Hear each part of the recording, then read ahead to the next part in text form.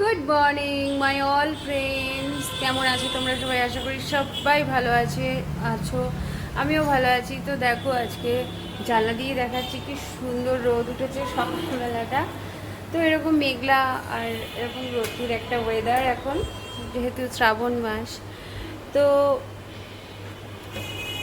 এই যে সকালবেলা থেকে আমি ব্লগটা স্টার্ট করে দিয়েছি। এইবার আমি এখন বানিয়ে নিচ্ছি এই যে ছেলের জন্য আলুর পরোটা টিফিনে দেব। এই যে আলুর পরোটাটা ভাজা হচ্ছে। ছেলের বই খাতা গুছিয়ে রেখেছি কালকে রাতেই। ও আজকে স্কুল যাবে। আজকে না, ওকে স্কুল তো ফ্রাইডে পর্যন্ত হয়। তো আজকে স্কুল যাবে ও।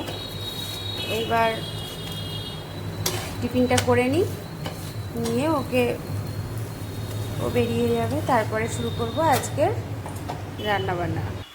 তো এই যে এবার আমি এই বিছানাগুলো সমস্ত কিছু গুছিয়ে নেব। ছেলেকে স্কুলে পাঠিয়ে দিলাম, ওর লাঞ্চ বক্স রেডি করে দিলাম। তো ওদের যেহেতু 9:40-এর মধ্যে স্কুলে ঢুকতে হয়, সেহেতু ওদেরকে একটু তাড়াতাড়ি স্কুলে পাঠাতে হয়। মানে ওই 9:30-টার মধ্যে বেরোলেই 10 মিনিটের মধ্যে পৌঁছে যাবে। তো আমার বাড়ি থেকে আমার ছেলের স্কুলের ডিস্টেন্সটা মোটামুটি 10 মিনিটই। তো চলো, আমি ঘর দুয়ারগুলো প্রথমে পরিষ্কার করে নিই। আর এই যে ওয়েদারটা দেখো, একবার মেঘলা একবার রোদ, তো মানে তার মধ্যে হাওয়া আছে ভালো, এই যা। তো চলো ঘর দুয়ারগুলো আগে পরিষ্কার করে নিই।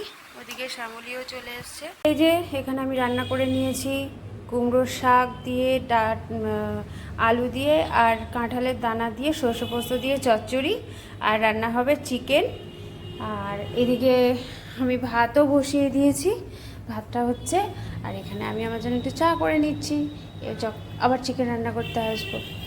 তো বন্ধুরা, এই দেখো আমার চিকেনটাও রান্না কমপ্লিট। এইবার আমি ঢাকা দিয়ে রেখে দেব চিকেনটাকে। তো আজকে আমার রান্না হলো তোমার কুমড়োর শাকের চচ্চড়ি আর চিকেন। আর আজকের ব্লগটা আমি এখানেই শেষ করছি। দেখা হবে আবার অন্য কোনো ব্লগে। তো টাটা। আমার ভিডিওগুলো তোমাদের ভালো লাগলে অবশ্যই আমার চ্যানেলটাকে ফলো করে দিও। আর যারা ইউটিউব থেকে দেখবে তারা আমার চ্যানেলটাকে সাবস্ক্রাইব করে দিও। আর আমাকে কিন্তু কমেন্টে জানাতে ভুলো না যে আমার ভিডিওগুলো আবার রান্নাগুলো তোমাদের কীরকম লাগে। তো টাটা।